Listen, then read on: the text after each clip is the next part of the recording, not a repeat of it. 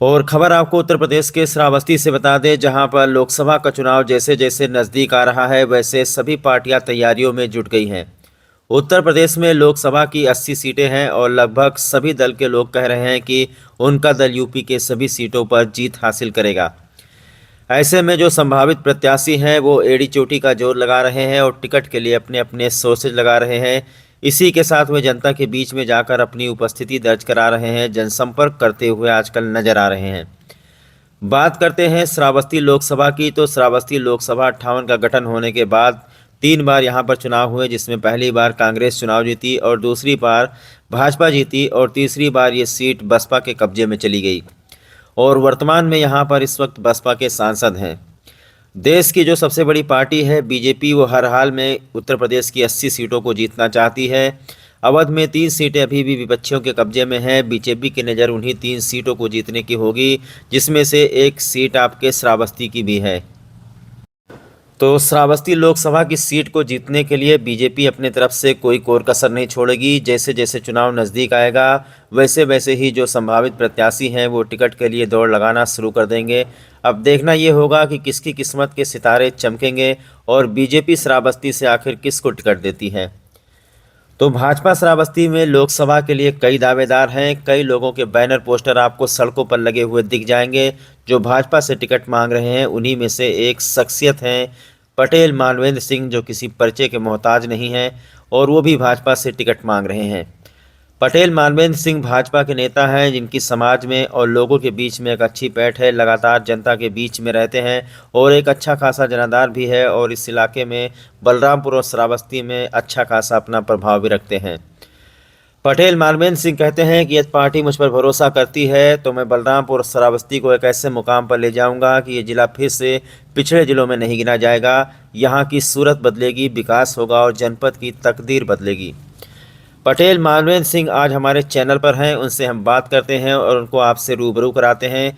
साथ ही उनसे जानते हैं कि आखिर उनका विजन क्या है इस जनपद के विकास को लेकर के। हालांकि सभी दलों ने अपनी बिसात बिछानी शुरू कर दी है। हर दल में कई लोग टिकट की आशा लगाकर बैठे हैं। ऐसे में पटेल मानवेंद्र भी बीजेपी का टिकट मांग रहे हैं। बीजेपी की तरफ से दावेदारी करने के लिए और भी कई लोग मैदान में सामने हैं, जिनकी हम एक तो टिकट की दौड़ में कई लोग सामने हैं जिनका हम एक एक करके अपने चैनल पर आपको वीडियो दिखाते जाएंगे। और आखिर में आप ही को चुनना है कि आपको वोट किसे देना है और किसको लोकसभा श्रावस्ती का ताज पहनाना है। नेताजी, लगातार क्षेत्र में आप दिखे जा रहे हैं जनसंपर्क करते हुए। ऐसे में क्या मान लिया जाए कि लोकसभा श्रावस्ती का चुनाव लड़ने की तैयारी कर रहे हैं आप? हाँ, बिल्कुल कर रहा हूँ। लोकसभा की ही तैयारी कर रहा हूँ और चुनाव एक माध्यम है। मैं तो जनता की मदद करना चाहता हूँ, अपने लोगों की मदद करना चाहता हूँ।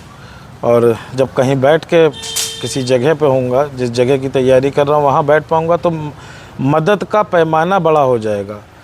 जो आज सीमित है, जो मैं आज खुद से कर रहा हूँ, जो कुछ भी कर रहा हूँ, मेरी क्षेत्र की जनता जानती है कि क्या कर रहा हूँ क्या नहीं कर रहा हूँ। लेकिन जहाँ पहुँचना चाहता हूँ वहाँ पहुँच गया तो उसके रास्ते, माध्यम, तरीके बहुत बड़े हो जाएंगे, व्यवस्थाएँ बहुत बड़ी हो जाएंगी। तब केंद्र सरकार से बात करके, प्रदेश सरकार से बात करके जो कार्य कराए जा सकते हैं वो आज मेरे लिए, अपने स्वयं के लिए सीमित हैं। सीमित चीज़ें हैं, सीमित व्यवस्थाएं हैं, हर कुछ सीमित है क्योंकि मैं अपने पास से करने की कोशिश करता हूं। और जब बैठा हूँगा कहीं पे तो वहाँ कुछ भी सीमित नहीं है। मान लीजिए भाजपा आपको टिकट देती है तो फर्स्ट प्रायोरिटी आपकी क्या होगी? मेरी पहली प्रायोरिटी होगी श्रावस्ती बलरामपुर को आर्थिक स्थिति में सही लाना। वो कैसे होगा, उसके मेरे अपने तरीके हैं, मेरे अपने रास्ते हैं। और जैसे कि आज आप श्रावस्ती में देखें तो श्रावस्ती में संपर्क के माध्यम बिल्कुल ध्वस्त हैं। सबसे पहले इनको ठीक किया जाएगा, जैसे कि सरकारी बसें और उनका आवागमन और उनका समय, ये कोई निर्धारित नहीं है, कुछ निश्चित नहीं है। रेल माध्यम से सरकार जोड़ने ही जा रही है श्रावस्ती बलरामपुर को, उससे भी बहुत कुछ विकसित हो जाएगा। सरकार से मांग करके गन्ने की खेती अपने क्षेत्र में ज़्यादा है तो एक चीनी मिल की व्यवस्था श्रावस्ती में भी कराई जा सकती है। विश्वविद्यालय खुलने ही जा रहा है बलरामपुर में, कोशिश करके एक विश्वविद्यालय यहाँ भी खुल सकता है श्रावस्ती में। और इन्हीं प्रकार की सभी तरीक़ों से, सभी माध्यम से स्वास्थ्य, सुरक्षा, शिक्षा, इन तीनों बिंदुओं पे एकीकृत होकर पहला काम यही है मेरा कि मैं सबसे पहले यही काम करूँगा। उसके बाद जो हमारा ज़िला 75.44% सबसे पिछड़ा हो चुका है प्रदेश का, इनको ठीक करना है। ये ठीक तभी होंगे जब आय और व्यय दोनों चीज़ें बढ़ेंगी क्षेत्र में लोगों की, जो कि आज के समय पर जीरो हैं। तो जब तक ये नहीं बढ़ती तब तक और किसी भी चीज़ की बढ़ने की संभावनाएं बहुत कम है। और मैं लड़ूं या कोई भी प्रत्याशी लड़े, पूर्णतः भाजपा को समर्थन है पूरे क्षेत्र का। 88 में मेरे पिताजी आ गए थे बहराइच, 1992 में मेरा घर है भिनगास ज़िले में, जो कि आज 2009 में अभी अलग हुआ है। तो बाहर का बताने का कोई मतलब नहीं है। अब लोग कुछ भी कह सकते हैं कि यहाँ के हैं वहाँ के। अब मेरे पिताजी रहने वाले बाराबंकी के थे। अब हम लोगों को 35 साल बहराइच में और श्रावस्ती और गोंडा बलरामपुर करते हुए हो गया, तो अब दूसरे ज़िले का कैसे कहते हैं लोग। मैं तो हुआ इसी ज़िले का, और श्रावस्ती निकला तो बहराइच से, कोई अलग से थोड़ी ना गया है, वरना बहुत पुराना ज़िला है, नया ज़िला है। यदि भाजपा से आपको टिकट मिलता है तो क्या श्रावस्ती की तस्वीर और लोगों की तकदीर बदलेगी? क्या विजन है आपका श्रावस्ती वासियों के लिए? शिक्षा, सुरक्षा, स्वास्थ्य, ये मेरे तीन बिंदुओं पर मैं सबसे पहले काम करना चाहता हूँ, क्योंकि ये बिंदु ध्वस्त हैं। और जैसे कि आपने बताया तराई क्षेत्र है, नेपाल का पानी जब भी छोड़ा जाता है हमारे क्षेत्र में बाढ़ आ जाती है, तो इसको भी सुव्यवस्थित करना पड़ेगा। आप हमारे भाई हैं, जमनाहा मंडल से हैं, और आपका क्षेत्र ही सबसे ज़्यादा बाढ़ प्रभावित होता है श्रावस्ती में। तो आकलन ये किया गया है कि शायद बांध में थोड़ी सी कमी है। बांध को अगर हम दूसरी तरीके से बांध दें, और ये तो आर्किटेक्ट वगैरह ही बहुत बेहतर बता पाएंगे कि इसको किस तरीके से किया जाए, तो वो बांध दें तो शायद कुछ समस्या में निदान मिल सकता है।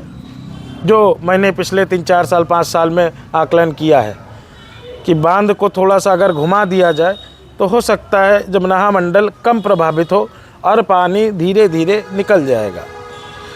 तो उस पर भी काम करना है। लेकिन अब ये सब काम तभी किए जा सकते हैं जब आप किसी जगह पे बैठे हो, आप जनप्रतिनिधि हो, जब आप किसी प्रदेश के मुख्यमंत्री से, देश के केंद्रीय मंत्रियों से, आपदा मंत्रियों से आप बात करेंगे, उन्हें पत्र भेजेंगे, पत्राम भेजें, अपनी तरफ से अपनी बात कहें, 1 बार कहें, 2 बार कहें, नहीं सुन रहे हैं तो 10 बार कहें, तभी हो सकता है।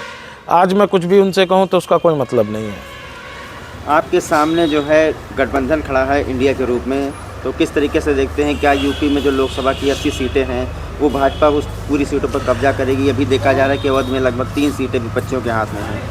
80 की 80 सीटें जीतेंगे, मोदी जी की गारंटी है। और हम लोग मेहनत कर रहे हैं उनके आदेशानुसार, प्रदेश सरकार के अनुसार।